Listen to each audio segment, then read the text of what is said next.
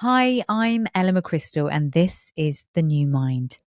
Today's guest is Birgitta. Now, Birgitta is a hypnotherapist and mindset coach, but in addition to that, Birgitta has got an amazing story that I want to share with you all, mainly because I think we all get stuck in our own lives sometimes, and there's things that happen to us that make us doubt who we are. And often it's those events that can turn out to be the most profound events in our lives. And we're going to hear some of those nuances in Birgitta's story today. So I'm going to introduce Birgitta now to you all. Hello, Birgitta. Hi, Ella. Thank you for being here. Thank you for having me. It's very exciting. Well, after speaking to you today, actually, I'm more excited to have you than you are to be here, I think. Because I reached out to you on Instagram. I felt an alignment with you, and I can't really say why. I was following your stuff and I just really liked you. And as I said to you earlier, I very rarely reach out to people I don't know, that follow me and I follow back. But I just had this sense of something amazing with you, and I wanted you to come on for that reason.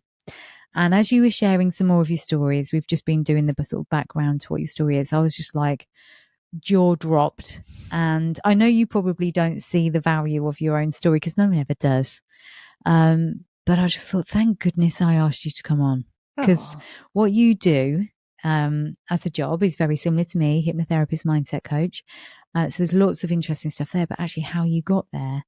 And as I said at the beginning there, I feel like we often get stuck on our own journey and we don't look back enough and go, wow, actually, this is the moment that this happened. If that hadn't have happened, then that wouldn't have happened. And there's been lots of people listening that maybe just feel like something's going on in their lives now and they just don't know which way to turn and may have lost a bit of hope. But hopefully listening to this story, they're going to go, do you know what?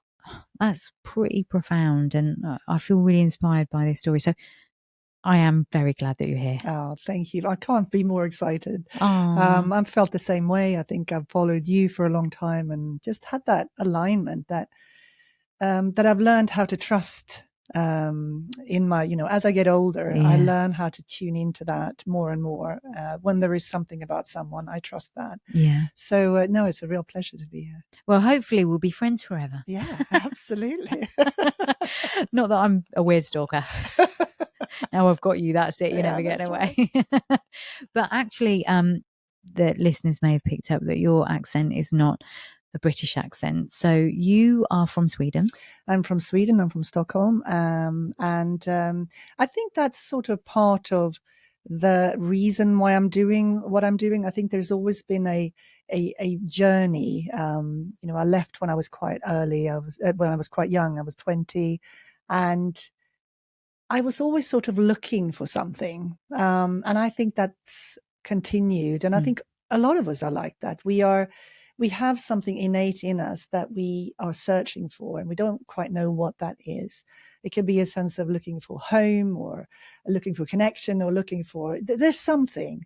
And so, but coming from Sweden, it's it's a place where people are quite direct. There is a sense of, I don't know how to describe it. It's more, you don't have the silk wrapper around thing like you do here. Yeah. So I think that has worked for me and against me in my life. But I think now I see it as a strength. I see, I am quite honest, and So, I like that. I think that that's really important, actually, because honesty is one of the hardest things to provide, because people get hurt and they don't always know how to take that direct approach. But actually, we were talking earlier, weren't we, about women in general. Actually, we were saying how different young women approach business now, or their careers. And I think women are becoming more direct and go-getters, and so some of that will feed those early years will feed back into what you're doing now in terms of business, I guess. Yeah, absolutely. And I think it's great when you see that confidence and that sense of not questioning what you're doing, not questioning themselves or whether they have the permission to do something or not, whether they have the right qualification or not.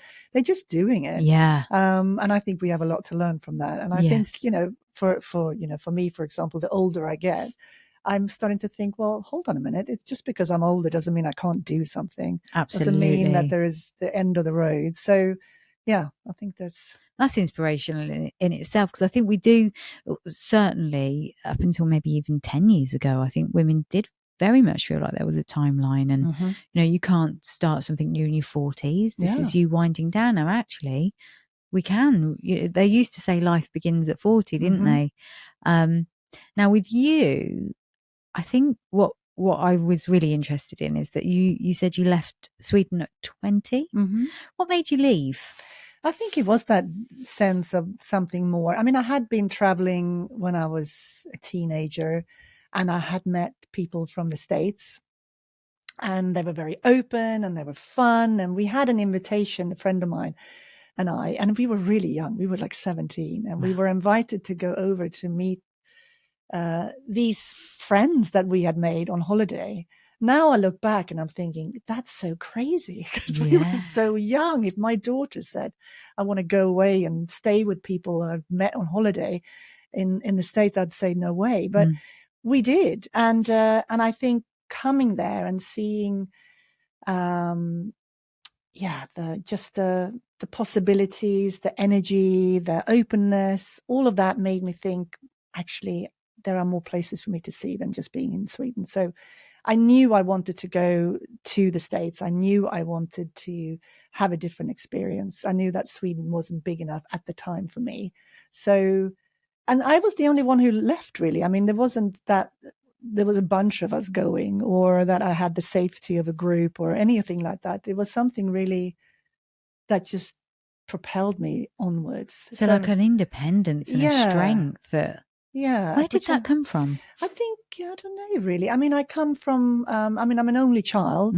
And so I'm used to doing things on my own. I'm used to coming to decisions on my own. I'm used to, having that dialogue that you normally have with other people. I had that with myself. Wow. So I would evaluate, okay, is this a good idea? Should I do this? Does it feel right? And then follow that. So I think probably if I'd had siblings or a bigger family network, they probably would have talked me out of it. But I guess there was no one there really to talk me out of it. So that's so interesting. I went with it. So that kind of sense of, I've got my own back, and you're curious to travel and meet these people again. You went to LA. I went to LA because Sweden is freezing. And so I wanted to be close to the sun. And I had a friend there who I got to stay with. And and it sort of, took off from there. He said, you can stay with me for a few weeks and then you're on your own. My typical sort of American hardball attitude. And I thought, I'm going to show you. I'm going to show you that I am going to find something. So I did. I got a job. I found a flat. I found some flatmates. And those people are still some of my best friends today. Wow. So that was lovely. And and I really resonated with the tone of LA and that whole California thing about self-development and, you can be responsible for your own life. You can change things that don't work. All of that stuff I really, which we all know now is coming from there. That really made a huge impact on me. So I started to hang with people who, were reading and going to lectures and going to certain bookshops, and, we could have those conversations. And for me, that was so, I don't know, it was just everything, because I think I felt quite confined in Sweden. There was a certain conversation that was had, and I knew that there was something more. And I think a lot of us feel that way. There's more to us, but we don't show it. Yeah. Sort of the thought processes we have, or the questions we have about life, or how we feel. So I felt like there was space for me there. And I was understood in a way that I hadn't felt before. So it was a really big moment for me. And, I met some really interesting people. I was saying to you before, I met with Maryanne Williamson, who now is a big name, Return to Love and all of that. But this is her day when she was just talking in a church to anyone who wanted to come, really. It was a free event. You just showed up. Quite a small place, and lots of different people from different walks of life. And so there was this sort of sense of being on the cusp of something. Yes, that's so cool. It's so cool. And Yeah. actually, interestingly enough, I met her again a few years later. I was studying, and I was working in a just in a hospital, doing admin work as you do. And she came in, and I said, I saw you in that church a couple of years ago. And she said, did you really? And what's going on in your life? And she asked for my name, and I said, I'm Brigitta. And I said, I'm having this boy trouble. So I had had a relationship that had ended, and I was a little bit heartbroken. So she said to me, I'm going to come back here with my friend tomorrow, and I'm going to bring you something. And she came back the following day, and she had brought me these cassettes, as it was then, about relationships, about self-worth. No way. It was a stack of cassettes that she had remembered to bring to me, this little receptionist in this hospital environment.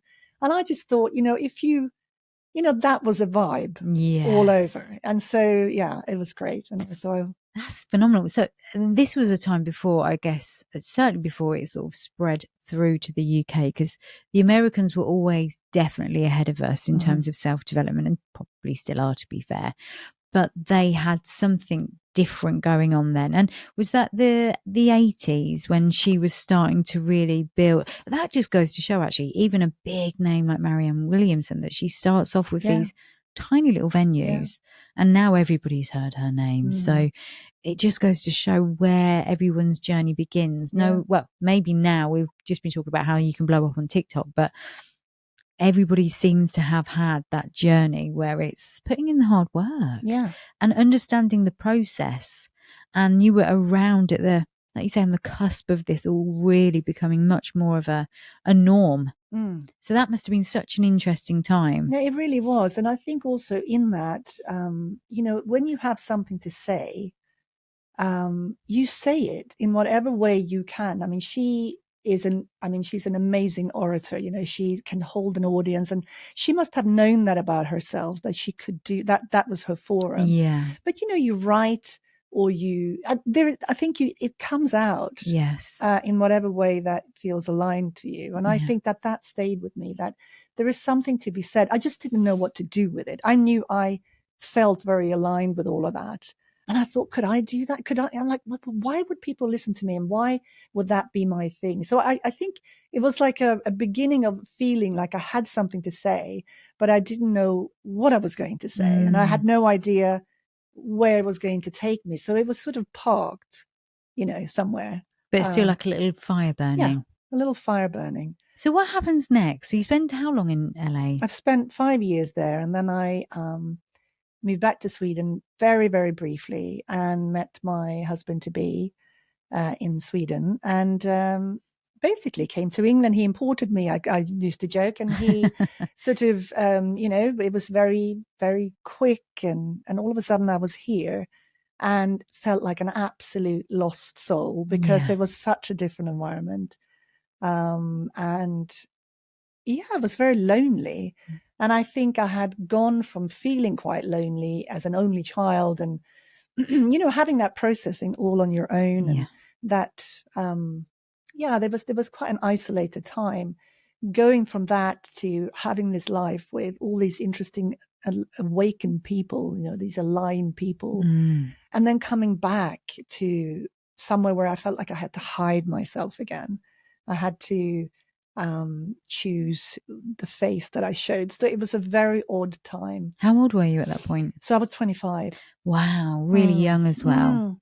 So, but you'd already, you probably didn't feel that young, because you'd left Sweden, gone to America, gone to LA, had all these amazing conversations, and then was it straight into London that you came? Yeah, straight into London. Very different energy. Very different energy, and it wasn't that aligned then in the way that it is now. I felt like it was people were quite reserved, and I hadn't obviously had the school years here with people, so it was I came as an alien, and I started out in central London because a friend of mine had a flat, and we stayed there for a while, and that was easier because there was quite an international community and everything. But then we moved outside a little bit to the suburbs, where, I mean, I felt completely lost. Yeah. It was not sort of the highlight, but I threw myself into work. I started working in tech, which was fun, and it was young, and I traveled loads, and I met some really lovely people.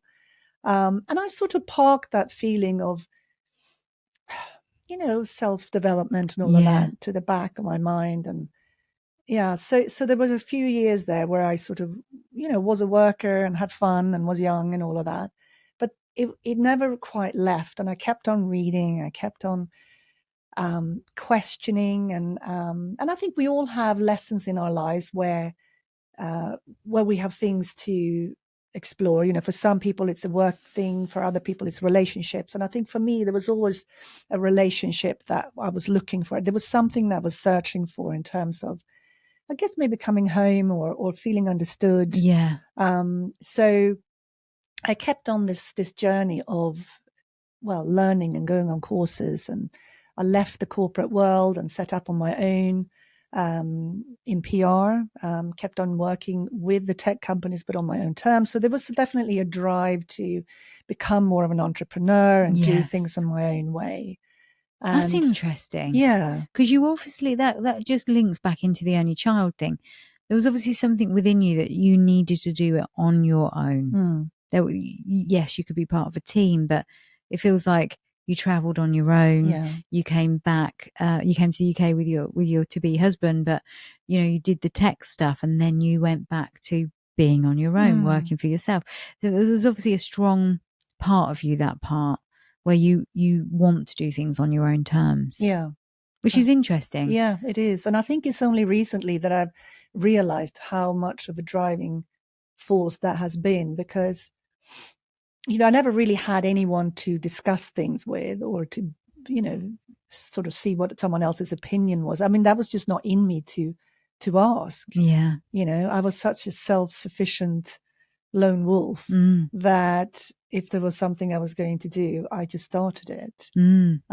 So I went through several incarnations. I had an online business selling interior things. I did an MA in history of art, and then I had my children. And again, that was a defining moment.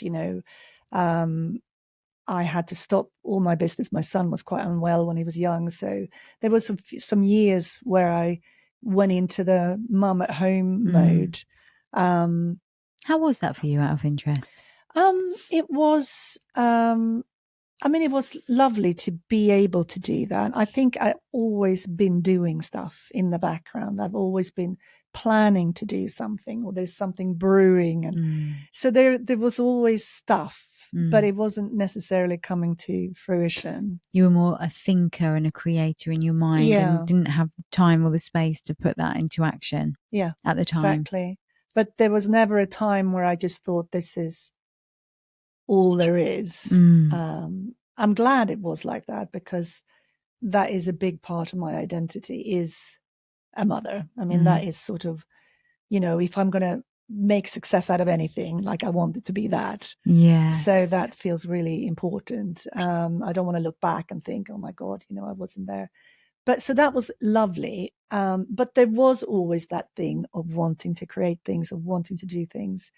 And I think all of us, in a way, have something that we are not perhaps necessarily listening to. We're not tuning into that frequency.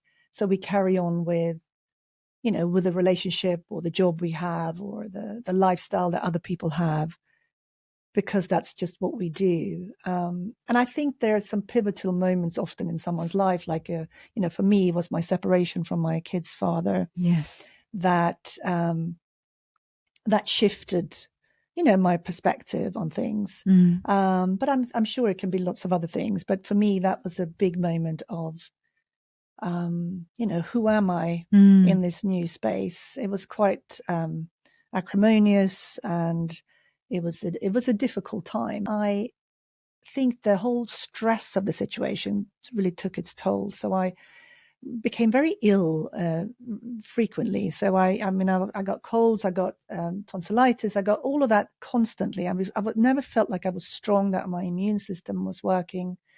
And went to the States to see one of my friends who had just jumped on this green juice wagon and was selling its virtues to me. She had some autoimmune issues that had really improved since she started doing the juicing and reducing a lot of the processed food and all of that. So I came home sort of feeling, okay, I'm going to do something about this. I'm going to start a new chapter. I'm going to do this juicing. I'm going to change the way I eat. I'm going to go on this path and heal myself, because this was when this book by Carr came out as well. You can heal your. I think it's You Can Heal Your Life. Was it Heal Your Life? But it was something like that. Something no, like... crazy sexy. I can't remember, something like that. Anyway, has he done more than one? Yeah. Yeah. She did one on cancer and she did one on something That's right. else. Yeah. So, so I really dived into it, like I do with most things. I go all in, and completely changed the way my health was, the way I felt, my immune system, all of that completely changed. And I got so motivated by the fact that I had done something myself that had shifted and changed my perspective, the way I felt, my health, so that I set up this juice business. I started juicing and started to deliver my juices locally in where I lived. I did juice fasts and detox programs for people. And I really, my dream at that point was it was very limited. I thought if I could just have a juice bar, my life would be complete. That was my, I thought I could spread that thing that I had buried inside me through a juice bar. That felt like the perfect manifestation of what I wanted to do. I wanted everyone to feel the way I felt and experience what I felt. So that was a wonderful, optimistic new start for me and for, our little family. So in that, I came across quite a few people who struggled with their health and their mindset. They had issues with digestion. They had issues with negative thinking. And I couldn't understand why they chose to make, why they would make food choices, for example, or even the way they thought, why they would keep on doing something that so evidently didn't support them, didn't nurture them, didn't strengthen them. I really struggled with understanding, because I was quite black and white in that way. If something was working, I would do it. Yeah. And I realized that not everyone's like that. And why aren't everyone like that? Why, knowing that you have issues with whether that's weight loss or depression or whatever, knowing that there are something that's going to be beneficial for you, why don't you do that? That was fascinating to me. Yeah. So I thought, okay, there's something much bigger than just willpower going on here. This willpower is just not enough. And then, as it happens, a friend of mine said that she was going to go on a hypnotherapy course, and it just clicked. I just thought, yeah, I need to learn about the brain. I need to learn why people make these choices, why they continue in this little cycle, despite knowing it doesn't serve them. So it was a real sort of epiphany of, there is something here that's bigger than that's bigger than just the knowledge. Yes. There was something more than just knowledge. Which then takes us into that subconscious and that automatic thought, feelings, behaviors. And what's interesting is that decision to move to LA took you on this journey of like the fire started. And then, you get married and you have this moment in life where it kind of all changes all of a sudden. And it's at a time where these things aren't spoken about openly. So your way of healing was actually through the body first. And through healing the body, you found the mind. Exactly. But it had already started all those years ago. And you said you'd parked it. It was kind of always there somewhere, but you hadn't really had the opportunity, I guess, or even the right moment, the timing, because it's all timing. But this thing happens to you and you feel alone, isolated. It's not something that people would understand if you tried to talk to them about, why your marriage has ended.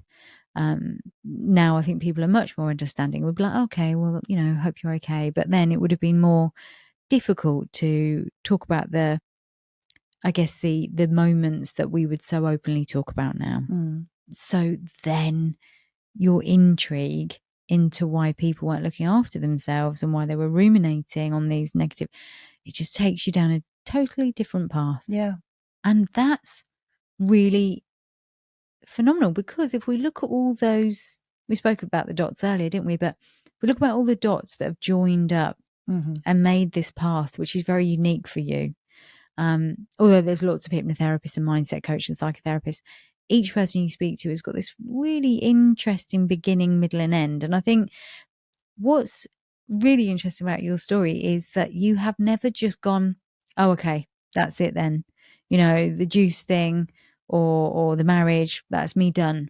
As you say, your marriage was quite acrimonious and you went off and did an MA, but you met people along the way, didn't you? Whether it be because of the marriage breakup, some really supportive people and people that help you get through that acrimonious phase, or whether it be people that you meet on your juicing journey.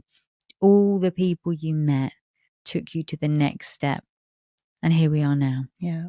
And now you are working as a hypnotherapist and mindset coach, and you're still developing and learning and all of that stuff. What's the most interesting thing about what you do? Because when I tell people I'm a psychotherapist using hypnotherapy, whatever, they say, oh, that's so interesting. But actually, I always say it's far more simple than you'll ever really understand until you start doing it and all of that, because it's about the repetition. Repetition is recognition, getting into the subconscious, using visualization, trying to sort of break down those critical layers that make people believe that they can't possibly do. People say can't all the time, don't they? And actually they mean won't. Yeah. And it's like getting into the subconscious and getting them to see what perhaps they can't see when they're stuck in their head. So what's the most interesting thing for you about the work that you do? I think it's the conversation and giving, everyone comes with a story that for them is very unique and very different. And you can tell that this is something they've been thinking about for most of their life. There's something there, whether they feel that they're a little bit more rubbish than other people or that they flawed, or there is something there that is almost shameful. And when they hear that this is something that most of the people that I talk to have, that they share this with 90% of the population, there is this sense of letting that weight drop. Yeah. That this isn't just me. This isn't me. This is the way I've been thinking. This is something I've been thinking over and over. That's all it is. It's one thought, two thoughts, three thoughts that I have constantly recycled over and over. I love that moment when there is this relief that maybe it isn't me. Maybe there isn't something wrong with me. Maybe I'm okay. And maybe there is a way out of this. Yeah. So I think it's sitting down with someone. And we were talking about that earlier, that it's really interesting when you get to talk to people that actually have, that doesn't just come for the phobias or something, but actually, there is something about they've lacked confidence most of their lives, or they've had a difficult relationship with, growing up, and therefore that's affecting their relationship as adults, or just that sense of worth. I can't have that. Other people can, but I don't think it's available for me. And I think that I love that. Yeah. And so, because I can identify with all of that, there was times when I didn't think that I could do certain things, but I think when you strike something that feels so aligned with you, there is a confidence that comes almost for free. Yeah. Because you feel like, whether it's because you've lived it or you've experienced it, or it just resonates so much with you that you feel like, actually, I've got something to offer here. I've got something to give. So I feel that these meaningful conversations that I've always wanted in my life, I have them all the time with my clients. You know, we have that one-to-one, that sense of hearing. You know, I'm listening, and they get to feel heard. So it is I feel that is what I love. It's beautiful. Yeah. Because how many times do you hear from your clients, and I hear this all the time, I've never felt heard or seen. And that's probably the most traumatic thing for anybody, because the things that happen to us can of course create the clinical trauma, but it's not being seen or heard or feeling valid or valuable or, you know, intelligent or beautiful or all of those things. And you, like you say, you can carry this seed of I'm not enough for whatever reason. And when you realize that so many other people feel like they're not enough, like you say, you sort of go, okay, so if that's what other people think, maybe I'm just human. And if I'm just human and there's a way to fix it, not necessarily take it away, but grow something new around it that makes me look at myself slightly differently, then I can actually find some peace and I can find some contentment and maybe happiness, maybe love, but those things can come next. We're going to look at what we can cultivate around this belief that will shrink it all the way down. And I think that's really beautiful, is that especially doing our work, we'll see people day in, day out, and we realise that we're only human too, and that we can be honest about that humanness. Because there's a thing, and I'm sure it happens with you, where people do put you on a bit of a pedestal. They come to see you for help and they think that you're there to solve everything for them at first. And I often say to people, remember, this isn't a linear line. There's not like the magic wand. There's not like 6 steps that we'll take and you'll be cured. It doesn't work like that. I'm human, you're human. We have to work organically, build the rapport, get to know each other. But there are these strategies. There are these steps that we'll take together, but they'll be your steps because it's you. And once they realise that you're human, they're human, we're all human, they're allowing themselves to be vulnerable then. Because they know that they're safe. They're safe. And I think that's the thing that we've said a lot today, isn't it, as well, that safety is key in everything. I don't think anything comes from anything unless you feel safe. And I think the lovely thing is when you feel safe, these people are from all different walks of life. And when they discover that they can feel safe, all of a sudden there's inspiration and creativity coming through, because all of a sudden that now can come up. You know, it's like the Maslow hierarchy of needs. You know, you cannot be creative if you don't feel safe. It doesn't happen. So all of a sudden in their own businesses and in their own lives, they are starting to take up more space. They're starting to feel like, actually, maybe I am worthy of more. Maybe I can put those boundaries in place, because boundaries is a big topic. Without the boundaries, you know, and that's the self-care element. If you know, we teach people how to treat us when we set the boundary. You know, we can't rely on other people knowing when enough is enough. We have to tell them. Set that boundary ourselves so that we can, you know, feel protected. And when people stop, because most people are on some form or shape people pleasing, to be loved and to be accepted and to be included and all of those things. And so when you start setting boundaries, it can be a very lonely place because people won't like it. Oh, yes. And that's if you haven't felt enough and all of a sudden you're putting boundaries in place and people don't like it, it can trigger that, oh, I shouldn't be doing this. No, I you need want to to be backpedaling again. Yeah. So it's definitely a journey. For you as well, I mean, the moment that I started to understand the subconscious, because I kind of want to touch on that a little bit, actually, because I think we hear about the subconscious quite a lot, but I don't think a lot of people really understand it. So I often throw facts and figures out there just to keep it simple, but 95% approximately of our thinking is subconscious thinking, only 5% is conscious. Many years ago when I was training, they used to sort of talk about the subconscious as the abstract form of the brain, but actually we know that the brain and the mind are much more the same thing now, because essentially, and this is how I describe it, I don't know about you, but I always say repetition is recognition. So all of the neurological wiring inside the brain will be because of the repetition. I always reference for clients the ABCs. When we're at school, we learn A, B, C, D, E, F, G, and we learn it with a little tune in a certain way, but we don't learn it backwards. So we know it off by heart forwards. We don't know off by heart backwards, because that's the way we've learned it. It's automatic in our head. Same with your times tables or learning another language. It stays automatic up there as a wire, as a circuit, as a sequence.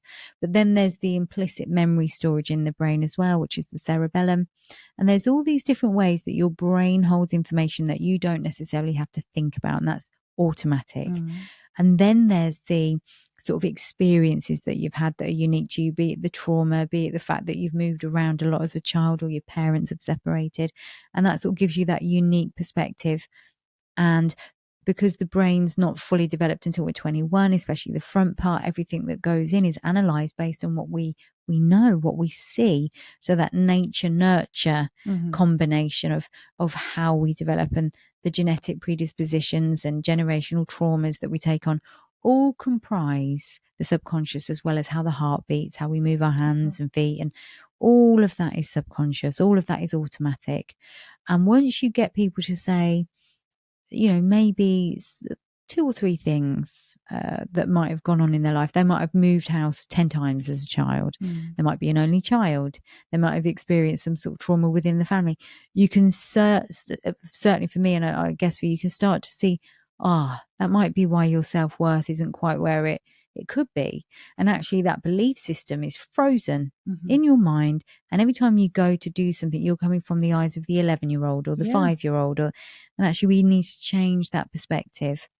And with hypnotherapy, we just relax them, don't we? We do the progressive muscle relaxation. We get them to be relaxed, bypass that analytical layer, brainwaves nice and slow, new information going in. And I always say, when you slow the brainwaves down, the new information goes in so much more easily. You're not thinking consciously anymore. You're just there in a lovely dozy state. Now the information which is aligned to you, because we've done that work, is just settling in, and that repetition will strengthen it. And it really is that simple. But they have to feel safe with the therapist. They have to feel safe with the therapist. And I think also they have to, on some level, be open to believe. Yeah. There are times when you meet someone that that they are very shut off, and they are really looking for that magic wand, for someone to do something to them. And I think hypnotherapy is changing. I think the reputation of hypnotherapy is changing. So I think it's becoming more accepted and seen as the go-to thing to have. If there is something that, if you want to try a different route. So I've noticed that. Definitely. That there's a lot less explaining needed of what it is compared to when I started. So I find that that's interesting, because I think the whole topic of mental health has changed. It's much more acceptable. We start to also, and I noticed that there is there is a linking of things that maybe this is because my father left when I was 2. Maybe this is because of that. So people are making, it's not just the head and the body now, because of that, because of the trauma we experience, because of the things that happen to us, it will have symptoms maybe in our body as well. So we will have IBS, so we will have stress, worry and stress that we feel in our body.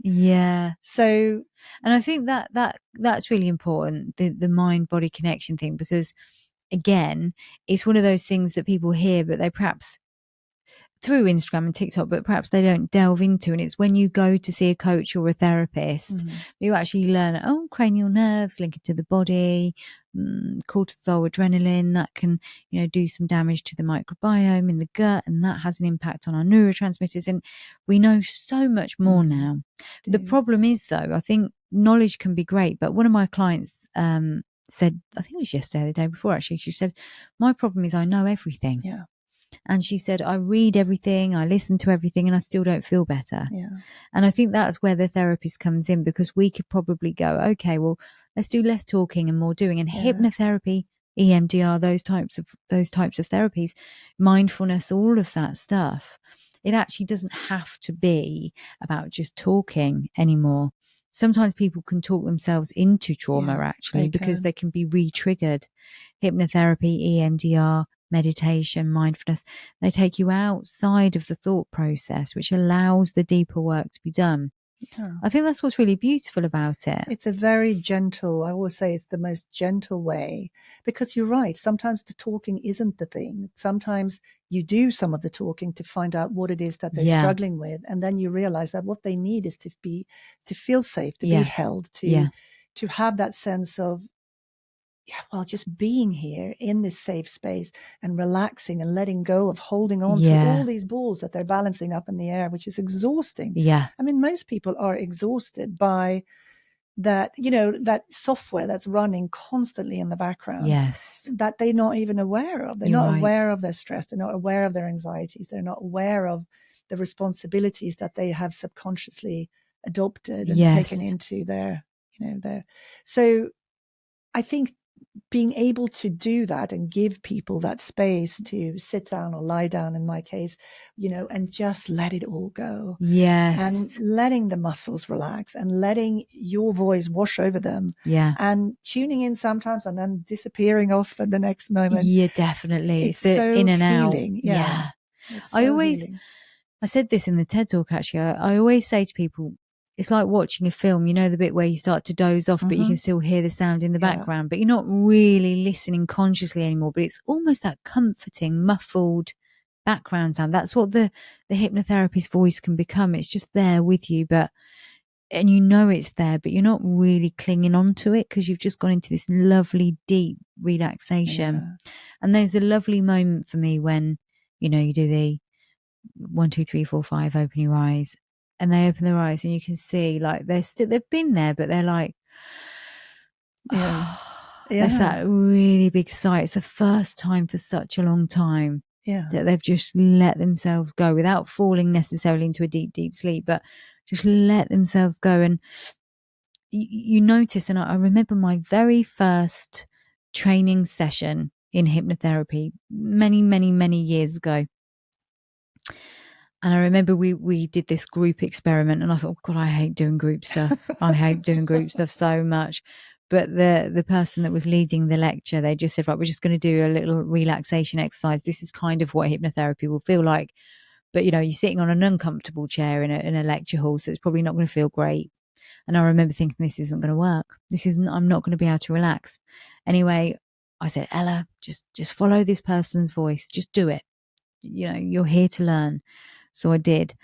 And I had this really stiff neck going into my right shoulder. It just felt like like whiplash. When you've had a car, it's a bit like whiplash, real headache. And I'm convinced this isn't going to go anywhere for me. I'm just not going to let this person. But you've got to, it was conflict. You've got to let this happen. It's not going to happen. You've got to let this happen. Within about 10 minutes, I was like, I can't feel the pain in my neck and shoulders anymore. Where's it gone? And I just remember thinking, wow, I'm in a room full of like 50 people. These people I do not know. This person whose voice I'm listening to, I have no idea who they are. I have lost all that tension in my neck and shoulders. And I remember thinking then, if this all is ever done for people, then it's worth it. Because it just shows you how much you're holding on. And it's that moment you said there, it's the first time they've let go, or, it's being safe to let go. And I actually did not feel safe to let go, but I still did because I wanted to experience it. And then when I started to really use hypnotherapy, and I did all the sort of hypnotherapy for not smoking and hypnotherapy for losing weight, as everyone thinks it's that kind of magic wand stuff. And I did all of that in the early years, and people still want to do it now. And I'm not really interested in the stop smoking work, although I was very, very good at it. And I remember seeing one person, I must have had about 30 of his friends, and they all stopped smoking. It was wonderful, but it just didn't float my boat. Although I was good at it, I actually, a bit like you, I wanted to get to the depths of the person. I wanted to see the person. I wanted to hear the person. I wanted to really work with that individual. I didn't want to just help them to stop smoking. I wanted them to see that they were valid. They were very important, actually, because we all are. We all have something very unique and wonderful to offer the world. And if you can let someone open up and you can let someone find their value, then they can go off and do tremendous things. And it's that paying it forward, isn't it? paying it forward. Because I'm thinking, we were talking about the joining the dots and how life is a journey, and how looking back, you can see that it all makes sense. Yeah. But it didn't at the time. And so now when you speak to clients and you think, well, it's never too late. It's never not enough. You just carry on with going it. Because I think the thing is, when you follow what feels right for you, when you follow the things that light you up, or that inspires you, or that just resonates, like following you resonated with me. Yeah. Right. There was stuff you were saying that totally aligned with me. And when we stop questioning that, and trying to analyze it, using that conscious part of our brain to make sense of things, when we shut that off for a little bit and just say, what does it feel like? Does it feel intuitively right? The more we begin to follow that, the more things just unfold. And I think that we are so good at stopping ourselves as, it's too late, or I don't have enough qualifications, or I have too many, or, I'm too old, or I'm too... whatever it is. It's interesting, isn't it? Yeah. That we have all these rules, and then we've learned them somewhere. Yeah. This is the interesting thing about the brain. Like the brain, the way it's wired, you're just repeating what you've heard. You may not know you've heard that. And that's so interesting. You said there about, I haven't got the qualifications. Little story. Got a puppy a little while ago, a few weeks ago, 2-3 weeks ago, after my dog was attacked. Okay. So the puppy comes into the house, and the dog, Sid, the older dog, not happy about this. I obviously think I've made the worst decision of my life. What have I done to my poor Sid? I've got this little, baby now that I've got to look after, this little puppy, and I don't know if I can do this because Sid's just not happy. Anyway, I get this lovely dog behaviourist in called Annie, and Annie comes in within half an hour. Everything's fine. The dogs are okay. And obviously my anxiety over that was stopping me from being able to see what I should do, because I was scared. I was scared that Sid was going to attack Walter, and that Walter was going to be, Walter's the puppy, that Walter was going to be absolutely destroyed and traumatized forever. And as a psychotherapist, you think, oh no, I can't do that. So Annie came in, and Annie charged a ridiculously low price, which I told her immediately she needs to put up because she's so good. And we're talking away, and she said, what did I do? And I said, I was a psychotherapist. And she was like, amazing. And we were chatting away, and she said, I haven't got any qualifications. And I was like, no way. Because I'm not going to say what Annie charges, but let's just say it's very, very low. And there were people out there doing the same, doing less. And I'd heard reasonably bad reviews about these people. They were charging £500, and Annie was charging so much less. And I said to Annie, you need to put your prices up because you're so good. And she went, but they've got PhDs and they've got this. I said, yeah, but I've not heard great things about these people. They might be intellectual, but they're not doing what you've just done. You've just come in and changed my life in like half an hour. And I asked her to come on the podcast because I actually thought what she did for me was so phenomenal, and for the dogs actually more so. But if I'm not okay, they're not okay, right? And the fact that she didn't have the qualification, but she just had this alignment. She left her job in the corporate world. She was aligned with this work with the dogs, and she's brilliant at it. And the fact that she didn't have qualifications didn't stop her. And she doesn't need qualifications. She might need to, do some training or whatever as she goes forward. I think she did some sniffer training for dogs. So she's done bits and bobs, but this bit she's just natural with. She's a natural. But I think it is never often it isn't a knowledge gap, it's a confidence gap. That's right. And so for her to be confident enough to charge more, that's where the things is. Because, and sometimes a qualification can make us feel like we have the right now. Yeah, to do you're things. right. Yeah, it's the right to do it. We can't possibly do this. And there's another lady actually who's a life coach who I've known for a long time, and she's been doing life coaching for ages. She hasn't got a single qualification, but she's phenomenal as a coach. And I think we have to stop, like you say, we have to stop putting all these yes, but, what if I can't because they're just things other people have said. Well, we're also very worried about being exposed. Yes. I mean, we are so worried about exposure. We were worried about that people are going to see us for who we truly are, which is fraud. Right? It's that fear that we all have, despite knowing that what we do is great and that we get good results, and that There is this fear of being, I guess, humiliated and exposed that possibly stems from something, in earlier on school play or something. Of course it is. Yeah. It's usually what you've heard. Yeah. What's been said, what's not been said, how you've been treated. And you saying that is so true, because I have to say, although I very much enjoy learning, I am not the therapist that I was trained to be. I am Ella. Yeah. And I've got my style. Yeah. And even if I offer my style of work, my method to other people, I very much expect that they will eventually mold that around themselves, because actually everybody is unique. And the people that align with you and want to work with you choose you. Yeah. Yes, they might want to know. I mean, I have to say, after 20 years, it's very rare that I think twice I've been asked for qualifications. They're there and available if they want them, but they don't actually ask. And that's because they trust me. Maybe it's because they don't know to ask or whatever. And if they asked, it would be fine. But the point is that it's not the be all and end all.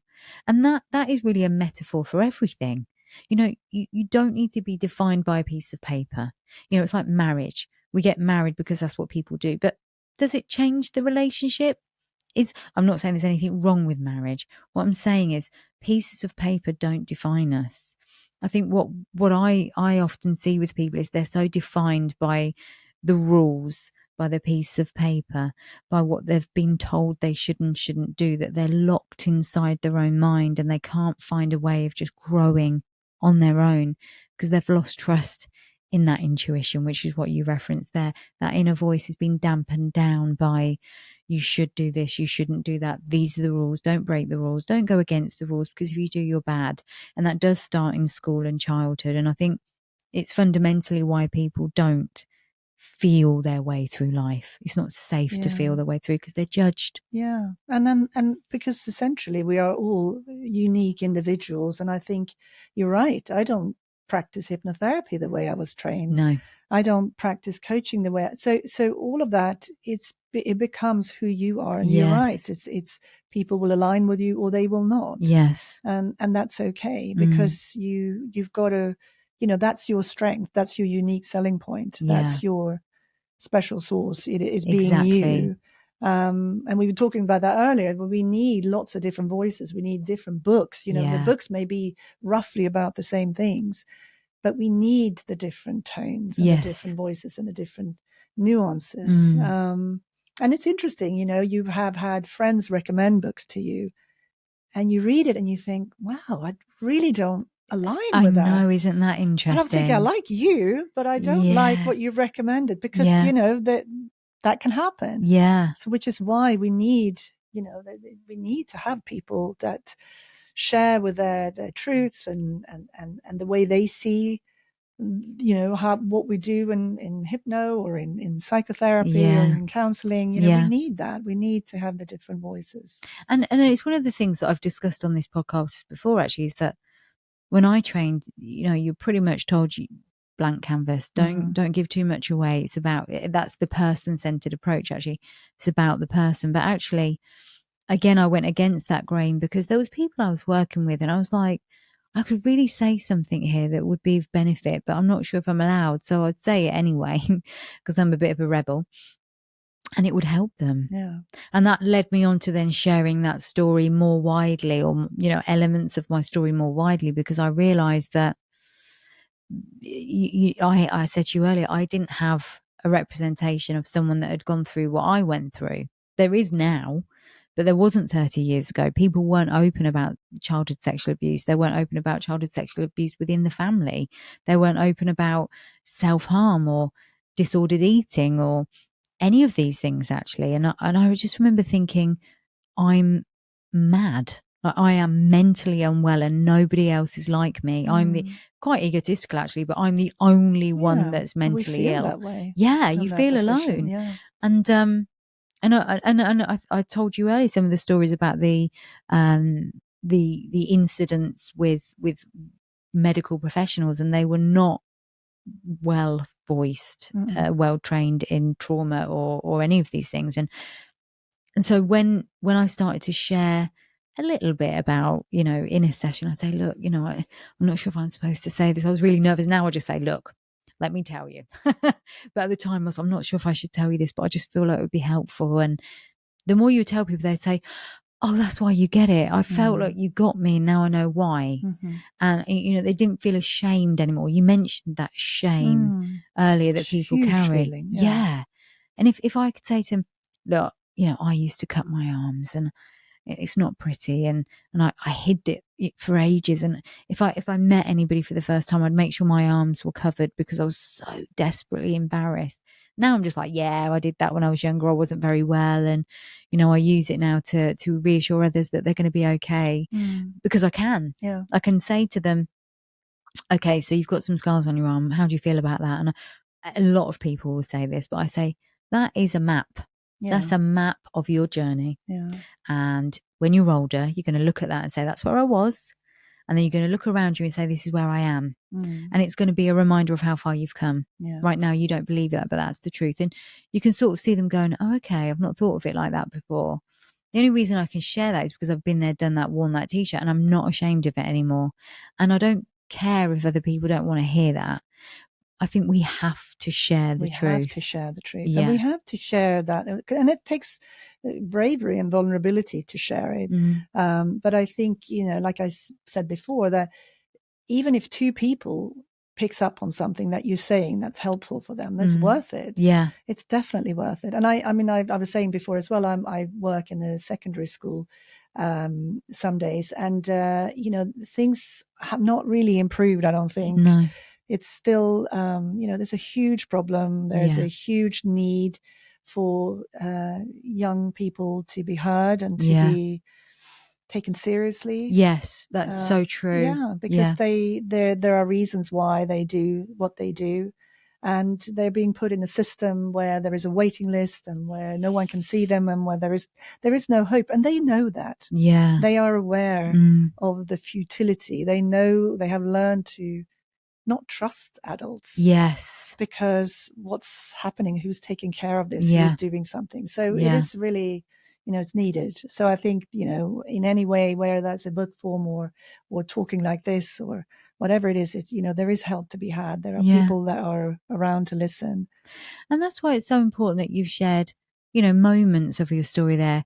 Be it a young girl that hears this, that wants to travel, that goes, oh my gosh, she went to LA, that's great, I'd like to do that.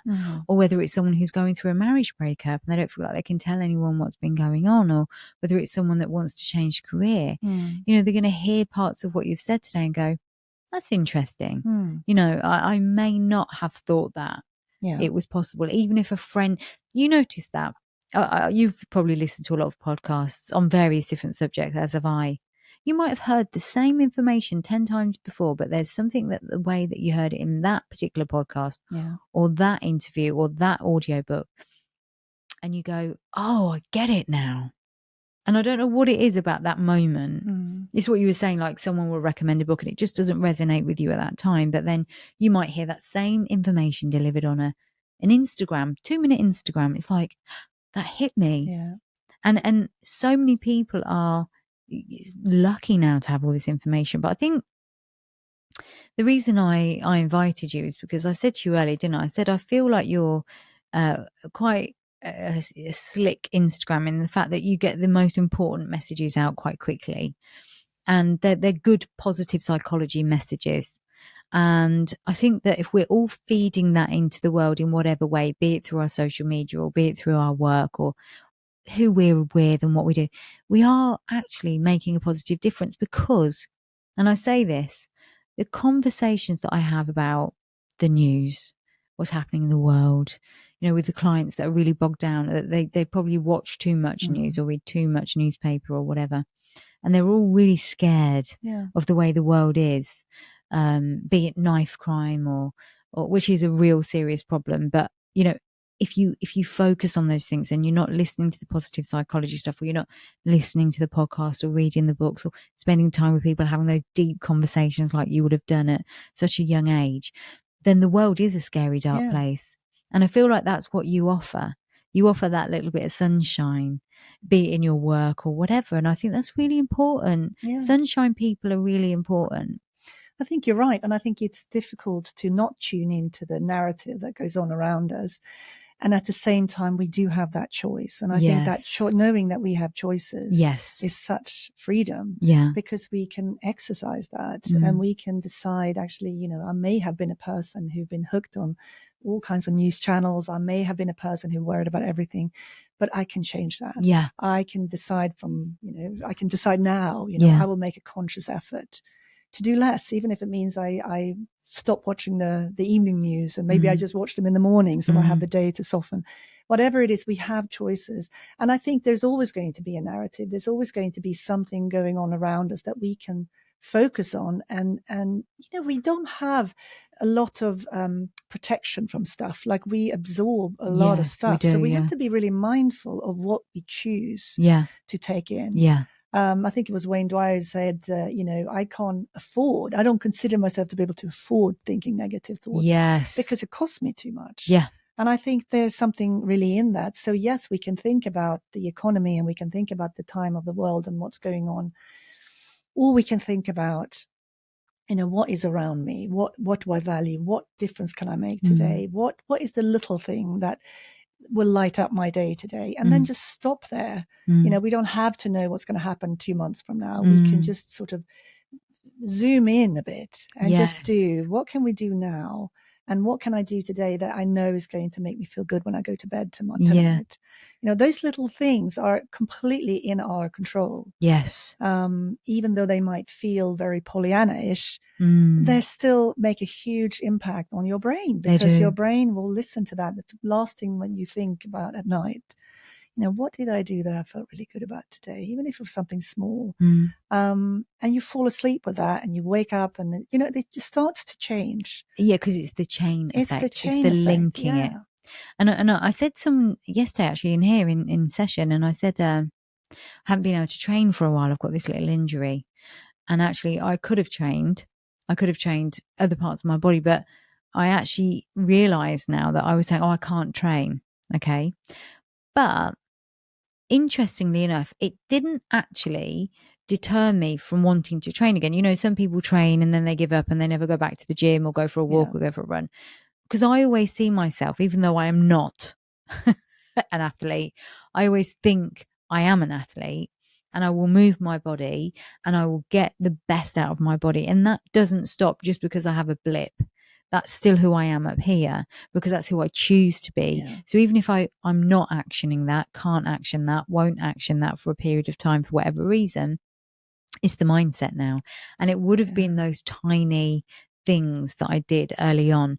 So what I'm trying to say is, I don't panic now if I'm not training for 3 months for whatever reason, or if I've made that decision to take a break for whatever reason, because that's who I am, because I did those small choices for such a long time. And I think when people say, they come in and they say, right, this is my problem, and I go, no, that's not your problem. And I use that reference. I'm an athlete. You won't think I'm an athlete, but I'm an athlete. And they'll say, okay, they don't really understand what I'm saying. I'm saying, that's what I've chosen to be. So whatever happens, that's my mindset. You've got the mindset of, I'm a problem. I've got a problem, and this is my problem, and it belongs to me, and it takes over my world, and that's what I focus on. And I'm like, let's find who you really are. And it does take a while.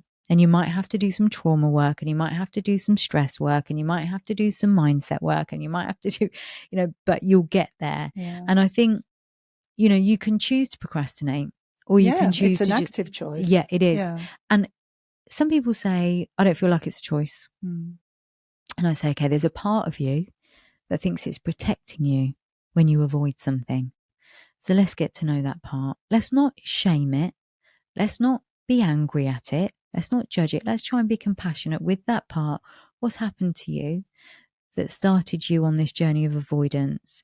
Was it perfectionism? Because I believe perfectionism and procrastination are cousins. Because if you're a perfectionist, you're probably likely to procrastinate because you're worried you can't achieve perfection. Fear of failure. Yeah. Fear of failure, which leads to a fear of rejection. Because you feel like if people see me fail, they'll judge. And what happens when people judge?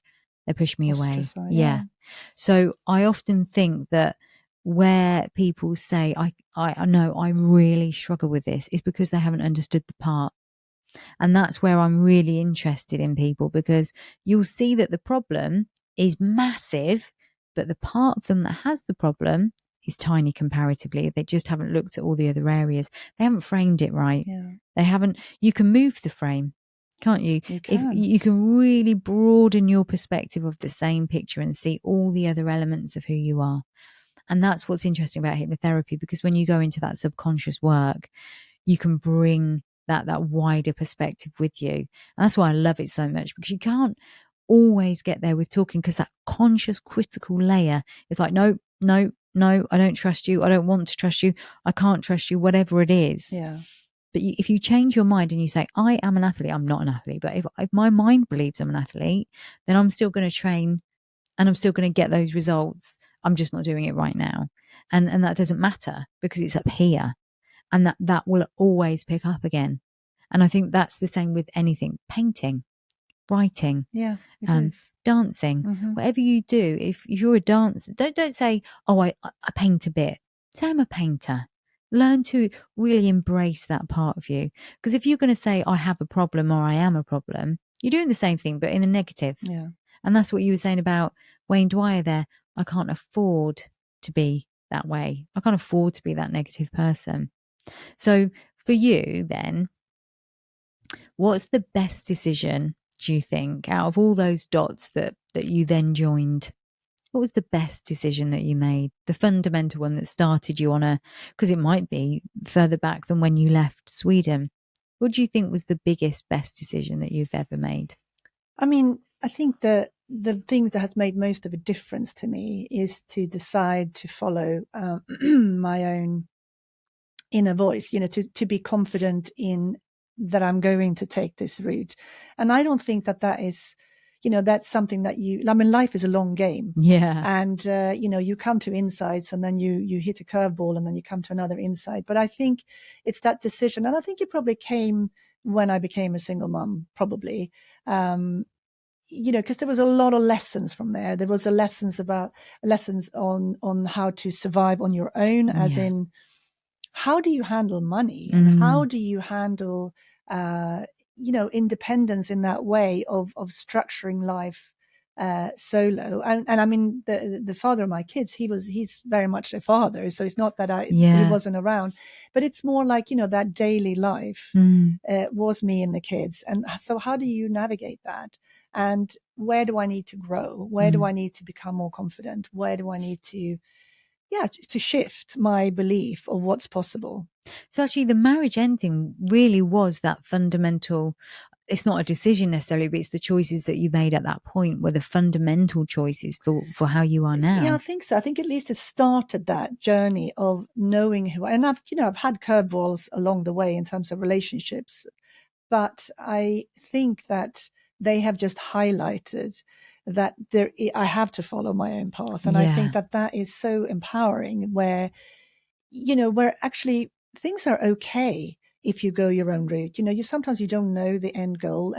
And like you said, with the training, like it's something you're probably going to do for the rest of your life. So who cares about a month or 3? You're right. Like it's something that you will continue. It's perspective. Yeah. And the same with eating. Yes, of course, you're going to go off piste and you're going to have moments where you just blow the whatever it is that you're on, but that you'll come back. And I think we'll all fall off the wagon, but we'll come back quicker when we decide to invest in our own journey, our own selves, and trust ourselves. To have that feels very comforting to me. And I think that is something that I really take with me with my clients as well, is that, you do have a lot of the answers. Yes. They just sort of packed in with a lot of other stuff. But if we unpack it, there is a direction, there is a longing, there is a desire for something.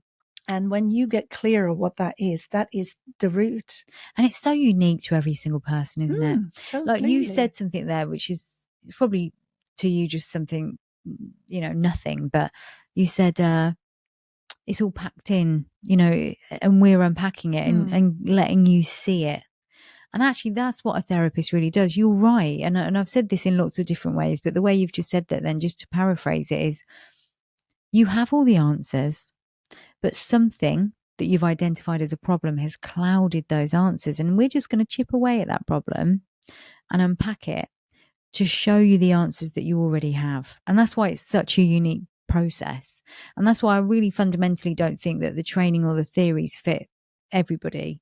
It's one of the reasons I know you're multi-model, because you're doing the psychotherapy, you've got the mindset, and you're doing the hypnotherapy. But this is why I like to learn, because I would take elements of the learning, even with EMDR, with the neuroelectrics method that I've come up with, that I'm going to train other people in. It's part of that is from EMDR, part of that is from hypnotherapy, part of that is from NLP, part of that is from psychotherapy, but it's putting it all together in a way which I've seen success with. But like I said before, you will come across people that you just can't use that linear process with. You might need to change elements and bring part of your own personality in.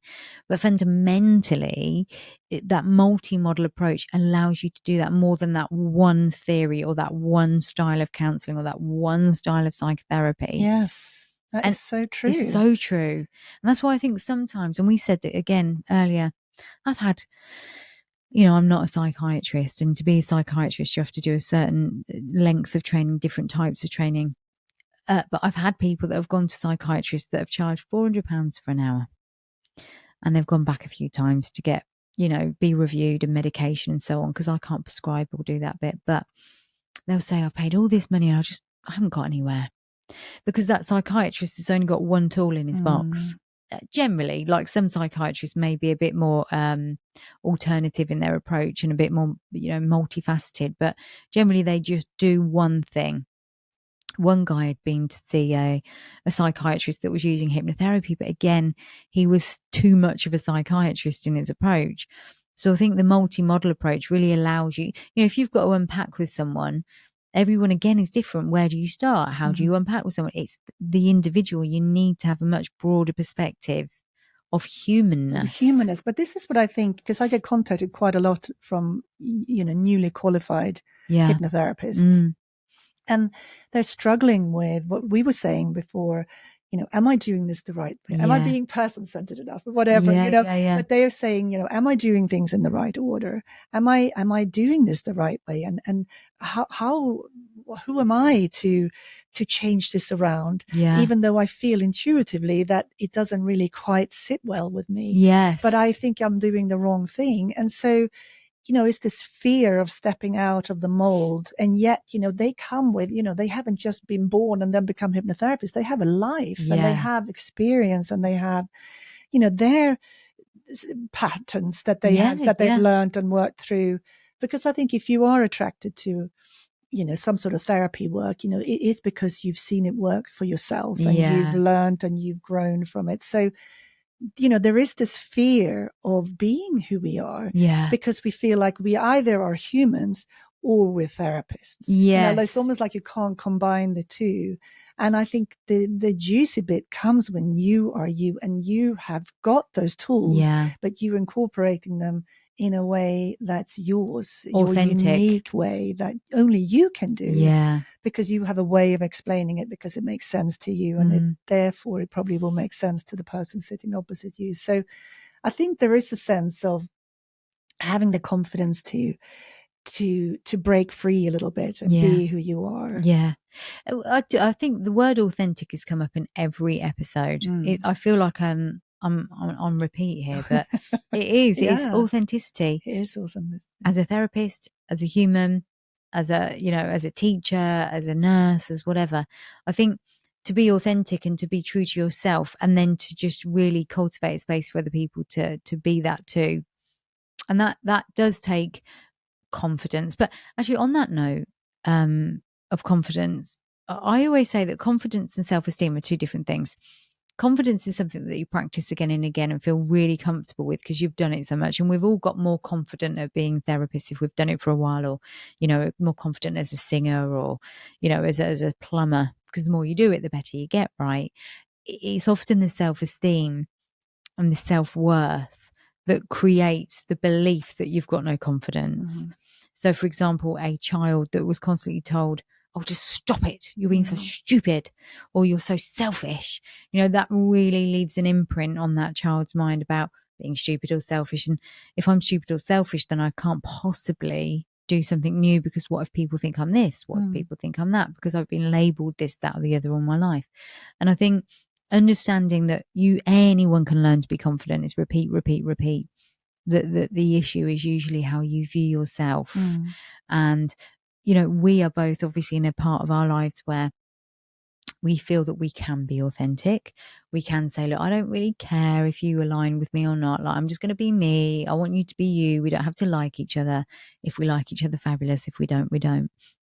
But actually, there's a lot of people with such damaged sense of self because of what they've heard or what they've seen, and they just don't feel safe to be authentic. Yeah. So I say all of that for a reason, not just because I'm yabbering on about confidence and self-esteem, but in your experience, would you say that you are often the first person that someone has felt safe enough with to open up with?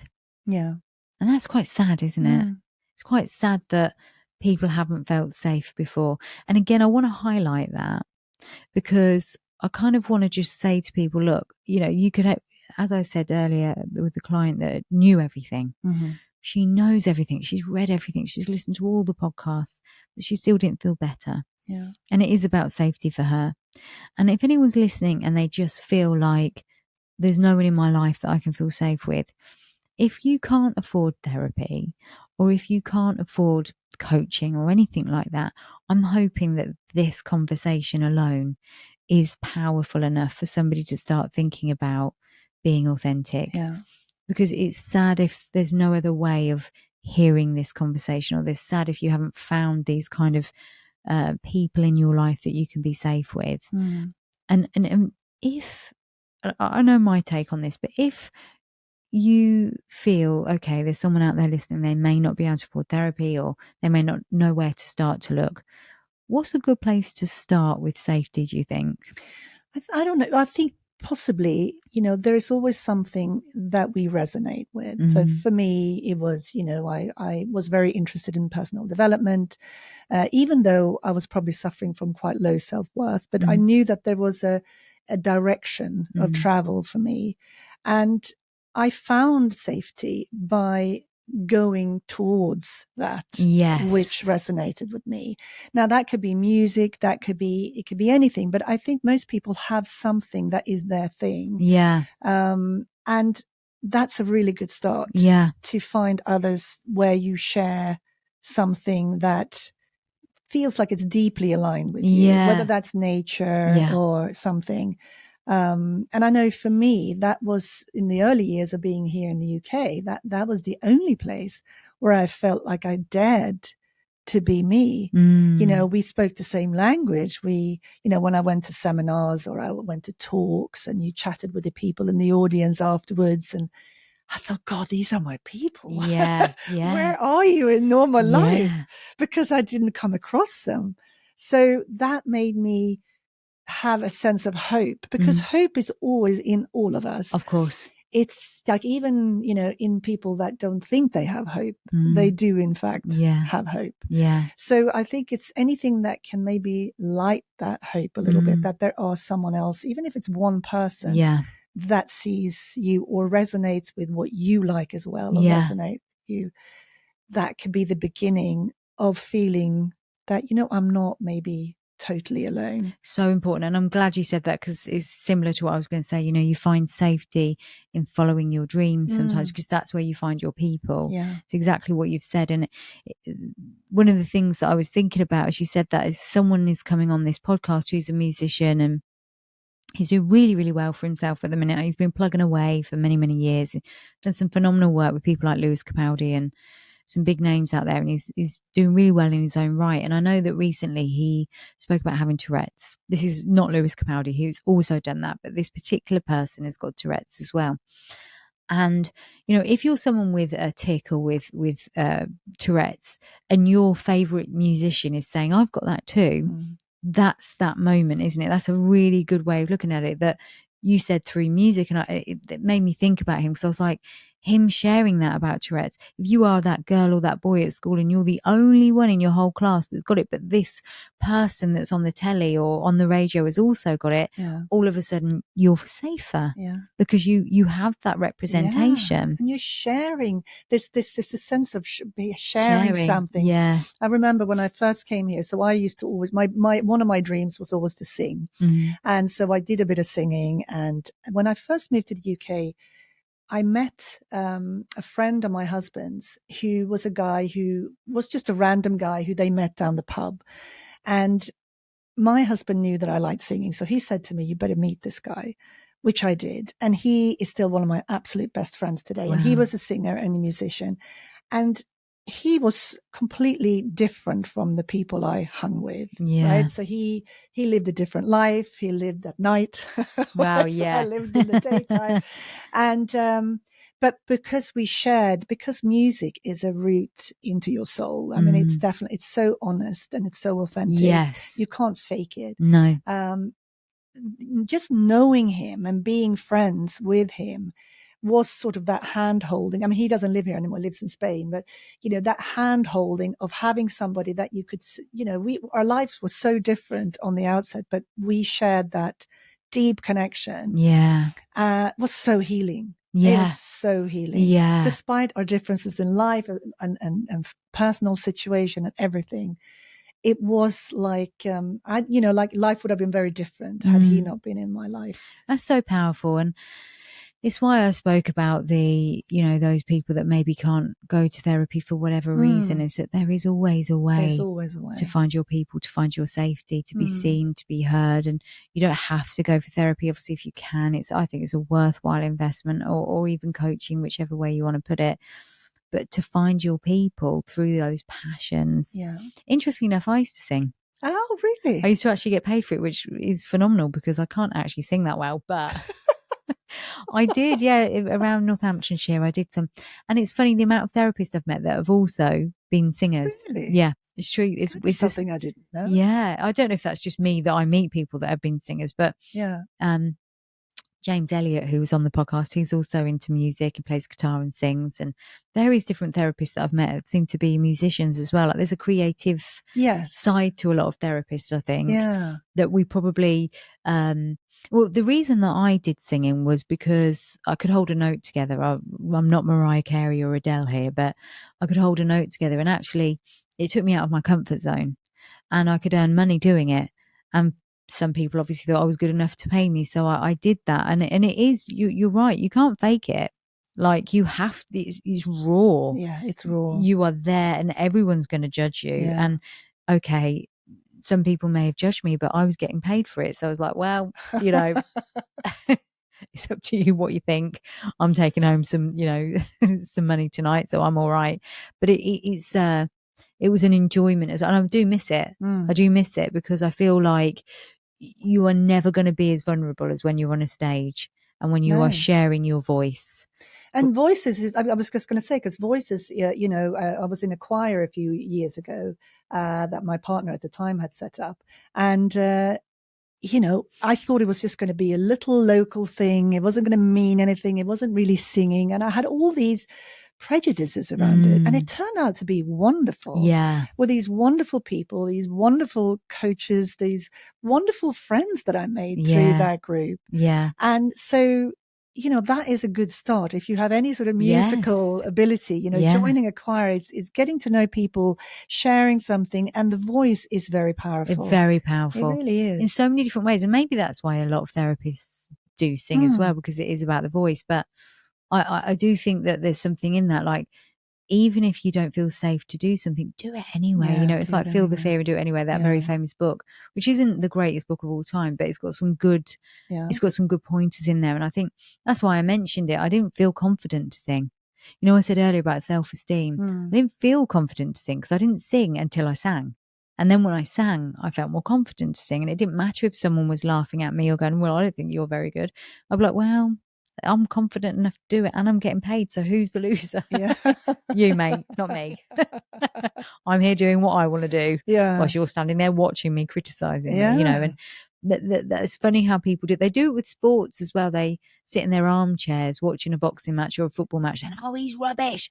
But he's the professional athlete. Yeah. You're the one that's sitting in your chair doing nothing, eating your crisps. Was it Brene Brown who said something about being in the arena? If you know, unless you are in the arena, yeah, don't say much. Yeah. Because you have no you idea. have no idea. Yeah. And that's why I always like to put myself in a position of vulnerability, because you grow from that. And I think, again, you make friends and you realize that there's so much more to us than just this body. Yeah. We have a soul and a mind, and we can do anything if we choose to. We've said that so much today. So, but I like the fact that you said that about finding your safety in other ways, following that direction, because I think for anyone listening that just isn't ready for therapy, and it's funny, I said to you earlier, didn't I? I've had it a few times where somebody's seen something I've said on Instagram or whatever and later become a client, but it's taken them a while to get there. And again, you never know what people get from listening or watching. No. So I really want to thank you for being here, because I felt so many things that you've said today are so important. Sharing bits of your own story and then just sort of giving us that perspective today on why therapy is good and what to do if you can't go to therapy as well. Just, you are such a beautiful woman inside and out. And I'm glad that you've come on, because I just was so keen to share what I'd seen. And I'm sure so many people are going to enjoy listening to you. And where can they follow you, Birgitta? They can follow me on Instagram at Birgitta Hypnotherapy, and my website, which is Birgitta Ronn, RONN.com. Those are the best places. Great. Yeah. I will make sure that everyone knows where to come and follow you and see you, because you are, like I say, you're a sunshine person in this world. And I'm blessed to have had you on. So thank you so much. Thank you. It's been a pleasure. Thank you so much, Ella. Bless you. Thank you. I don't want it to end.